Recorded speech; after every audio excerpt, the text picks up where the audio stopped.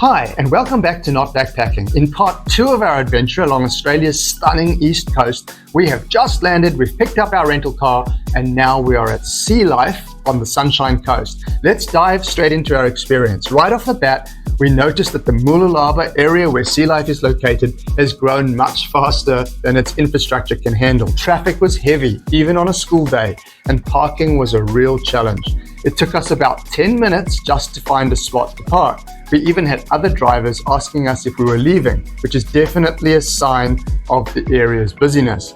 Now, a tip for future visitors: the front desk staff at attractions can sometimes be unhelpful or misinformed, and that was our experience here. When we arrived, we found that ticket prices were about 11 Aussie dollars more than what we had seen online. But here's the twist. When I mentioned this to the ticket seller and said I'd just pop outside and buy my tickets online and that we'd be back in a minute, she told us that we would not be able to buy same-day tickets online. Well, obviously, I took this as a challenge and decided to test this out. And surprise, we snagged tickets for 10% less than the on-site price for the very next time slot.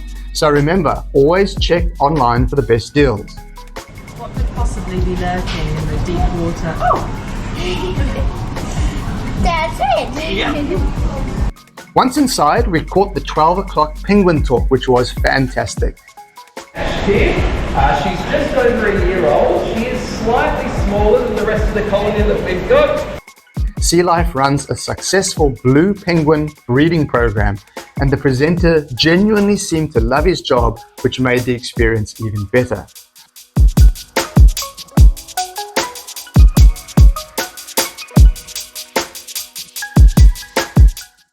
One of the highlights of our entire visit was the 12:30 seal show. It was a crowd favorite, so make sure to arrive early for a good seat. There were a couple hundred people there watching the show.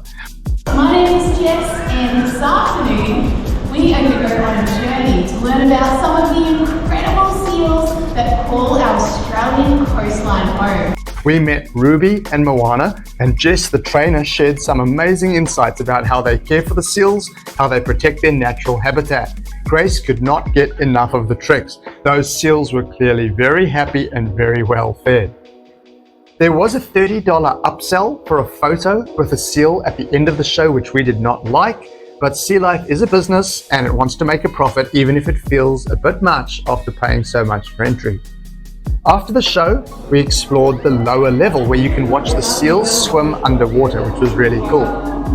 The ocean tunnel, a spectacular 80-meter pathway under a massive tank, was filled with vibrant sea life, including giant manta rays that seemed to block out the entire space above your head, and many curious sharks.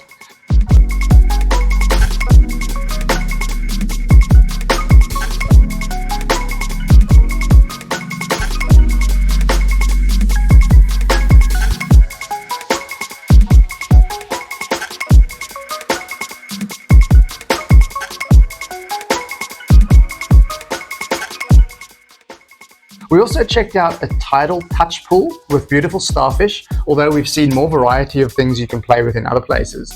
The gift shop and cafe, however, were really pricey. So if you're looking for a stuffed penguin or something like that for your kids, you might just want to get it off Amazon.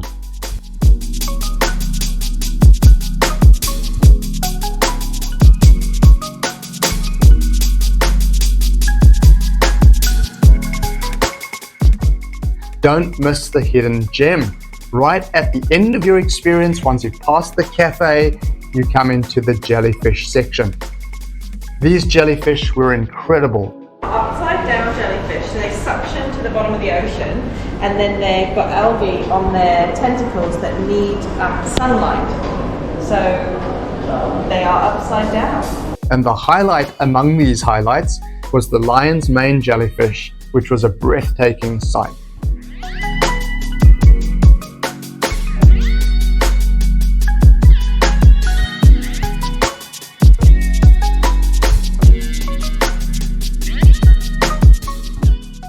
So overall, what did we think of Sealife Sunshine Coast? Well, here's the scoop. Firstly, on the positive side, The seal show was fantastic. The animal staff were really passionate about what they do, the penguin talk was insightful, and the jellyfish were mesmerizing. But on the negative side, the front desk experience really was not a good way to start. Prices were quite steep for what you got, it's not a massive venue, and the upsell did feel a little bit pushy, maybe just to us from our own particular cultural context.